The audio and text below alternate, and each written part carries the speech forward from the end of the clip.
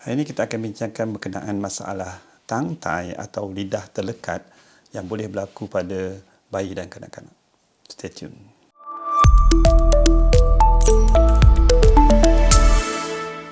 Assalamualaikum warahmatullahi wabarakatuh. Dr. Saiful lagi ni.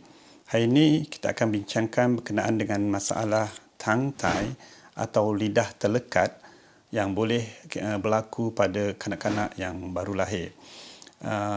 Istilah tongue tie ini dikatakan berlaku apabila terdapat tisu yang kita panggil lingual frenulum yang melekat di antara lidah dan dasar mulut. Yang ini menyebabkan pergerakan lidah itu terbatas, ya. Jadi dia tidak boleh menjelir lidah, tak boleh nak bergerakkan lidah ke kiri dan ke kanan, dan ini boleh menyebabkan masalah kesukaran untuk bayi itu untuk menghisap susu ibu, dan kemudian bila dia besar mungkin ada masalah-masalah lain seperti masalah sebutan dalam percakapan dan sebagainya. Kita suspek baby ini mempunyai tongue tie atau lidah terlekat apabila kita dapati baby ini tidak boleh mengangkat lidahnya ke bahagian atas ataupun tidak boleh menggerakkan lidahnya ke kiri atau ke kanan, dan juga tidak boleh untuk menjelir lidahnya ke depan, ya. Kalau dia boleh menjelir lidah dia ke depan pun, kita akan dapati terdapat notch atau bentuk heart atau love shape pada bahagian depan lidah tersebut. Tisu yang melekatkan lidah ke bahagian dasar mulut yang kita panggil lingual frenulum biasanya akan terpisah apabila waktu lahir. Sebab tisu tu memang ada dan dia akan terpisah apabila waktu lahir. Tapi dalam keadaan tertentu, tisu ini masih melekat ke lidah dan menyebabkan kanak-kanak atau bayi tersebut mendapat masalah lidah terdekat atau tongue tie. Komplikasi yang boleh berlaku apabila kanak-kanak itu mempunyai tongue tie, satu, of course, dia menyebabkan kesukaran untuk penyusuan susu ibu, kerana untuk menyusu ibu secara efektif, lidah kanak-kanak itu perlu berada di bawah bibir bawah, jadi dia melekat dekat areola susu ibu, jadi dia boleh menghisap susu ibu itu secara efektif. Jika ini tidak berlaku, bayi tersebut kemungkinan hanya akan menggigit puting itu, bukan menghisap, dan ini menyebabkan puting ibu terasa sakit dan menyebabkan penyusuan susu ibu yang tidak efektif dan menyebabkan bayi tersebut tidak mendapat nutrien yang mencukupi dan boleh menyebabkan mereka mendapat kekurangan zat, dan berat badan mereka pun mungkin tidak mencapai apa yang sepatutnya. Kedua, apabila mereka besar, ya, mereka juga mungkin akan menghadapi masalah-masalah sebutan perkataan yang melibatkan huruf-huruf seperti T, D, S, R. Jadi sebutan-sebutan itu memerlukan pergerakan lidah, ya. Jadi kalau lidah tu tidak boleh bergerak secara bebas, jadi sebutan-sebutan perkataan yang ada huruf-huruf tersebut akan lain sikit bunyinya. R macam tu, S susah nak menyebut macam tu. Jadi ini akan menyebabkan masalah dalam sebutan percakapan mereka dan boleh mengganggu dari segi komunikasi mereka dengan orang lain.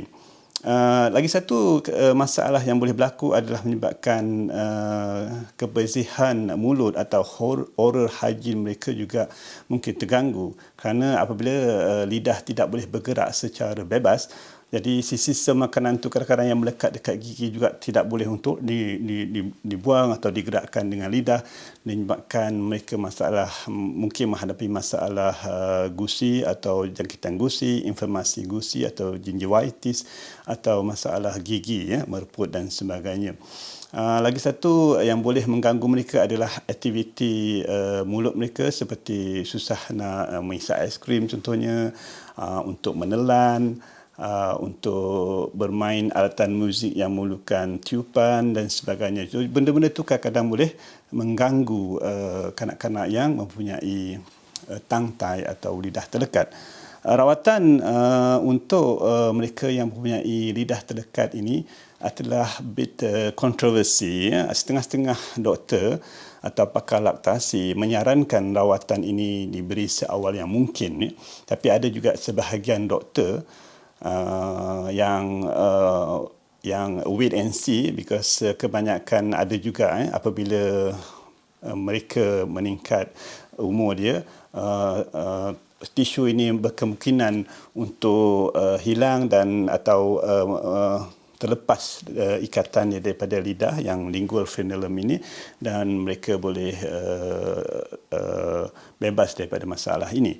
Tetapi bukan 100%, dan pendapat peribadi saya, jika tangtai ini menyebabkan mereka mempunyai masalah dari segi penyusuan, perlu dibuat lebih awal supaya penyusuan susu ibu mereka itu lebih efektif dan menyebabkan berat badan mereka tidak terganggu, dan nutrien yang dapat daripada susu juga tidak terganggu.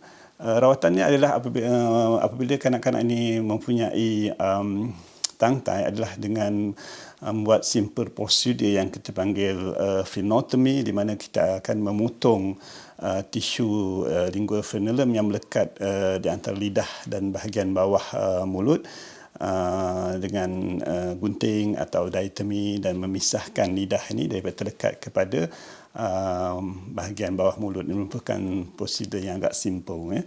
Jadi apabila lidah itu telah bebas, jadi senang untuk kanak-kanak itu menyusu, dan apabila selepas prosedur itu kanak-kanak itu atau bayi itu tersebut boleh terus menyusu, dan insya-Allah dia tidak akan merasa sakit sangat dan tak ada pendarahan, kerana tisu frenulum ini merupakan tisu yang tidak ada banyak saluran darah atau saluran saraf yang boleh menyebabkan mereka sakit atau pendarahan yang teruk. Jadi kalau kita rasa anak kita atau bayi kita mempunyai masalah dari penyusuan, dan apabila disusu ibu kita rasa sakit apabila mereka menyusu, berkemungkinan mereka tidak boleh menghisap secara efektif, hanya menggigit puting itu, dan perlu untuk membuat rujukan kepada doktor untuk melihat sama ada mereka mempunyai tangtai atau lidah yang terdekat atau tidak. Dan apabila kita rasa dan lepas pemeriksaan doktor dan mereka ada masalah lidah terdekat atau tangtai ini, boleh berbincang dengan doktor anda untuk rawatan yang sepatutnya. Jadi setakat ini sajalah untuk topik kita hari ini. Agak simple, dia berkenaan dengan tangtai atau lidah terdekat, dan rawatan yang boleh kita bagi kepada kanak-kanak yang punya masalah ini. Itu saja. Stay safe. Assalamualaikum warahmatullahi wabarakatuh. Happy parenting.